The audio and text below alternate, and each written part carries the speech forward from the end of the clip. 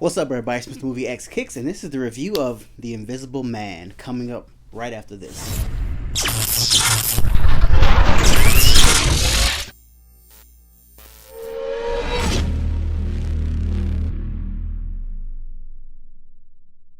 The Invisible Man stars Elizabeth Moss as a woman who is basically escaping from her crazy ex-boyfriend, and with that, once she escapes from her crazy ex, he actually ends up committing suicide and leaves her $5 million. Once she finds out that he is dead, strange things start to suddenly happen around the house as she is slowly tormented by a figure that she keeps seeing and that no one else can see. Things are coming up missing. Things are hitting her at night at sleep. People are getting crazy emails they shouldn't be getting, and she is slowly going crazy as everyone else is starting to believe she is crazy as well. But I have to say, this was probably one of the best thriller movies that I have seen, because the way that Elizabeth Moss character starts out in this movie, you can kind of see she suffered from like PTSD after leaving this ex, and after she left him, she was just totally just like scared of to go outside, do anything. Then once she found out he died, she kind of breathed a sigh of relief, like, oh man, like, things are getting back to normal. And then all of a sudden these strange things start happening, like, she leaves something here, it gets knocked over. Like she starts seeing like certain footprints that she can't see. And it's crazy that Adrian, her ex-boyfriend, is one of the leading optic nerve people, basically your eye, your vision. So people are kind of, people don't know the fact that he basically is a genius and created almost an invisible suit. So everyone else thinks but the brilliance of this movie is that everyone else thinks that she's going crazy, and we as the audience know that she's not going crazy and she's seeing what she's seeing, but no one else can see it. I mean, if you've seen an invisible man, like, no one else can see he's invisible, obviously. So like everyone everyone kind of starts pulling back from her and pushing her to the side. They're like, oh man, she's losing her mind. And that was kind of like the brilliance of this movie. Like everyone thought that she was going crazy, and we knew she wasn't going crazy because the person who was invisible actually was invisible, but created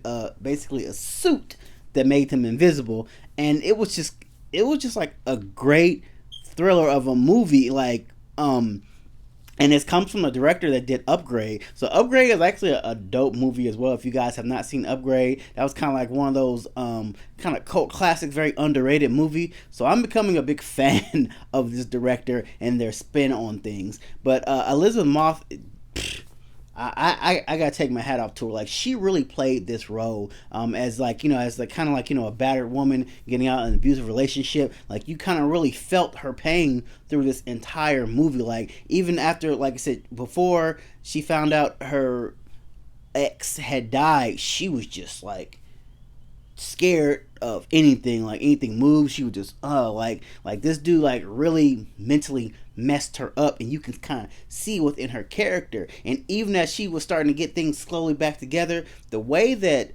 the guy, this invisible man, basically tormented her to only where she could see her, only to where he would basically mess with her and make her go slowly crazy. And it was just kind of like one of those really good thrillers that you didn't see coming. The only bad thing I will say about the movie that it kind of goes on. It's a 2-hour movie, and I can kind of say if they should chopped off like 15-20 minutes, like they should have made about an hour and 45. I generally like 2-hour movies, but sometimes, like, to me they just kept kind of prolonging. Like, we seen that she was going crazy and why they're making her crazy. It's like, you didn't have to keep doing this and keep doing that. Like, you kind of would see, like, okay, like, we get the point. She's not crazy, but everyone thinks that she's crazy. We get it.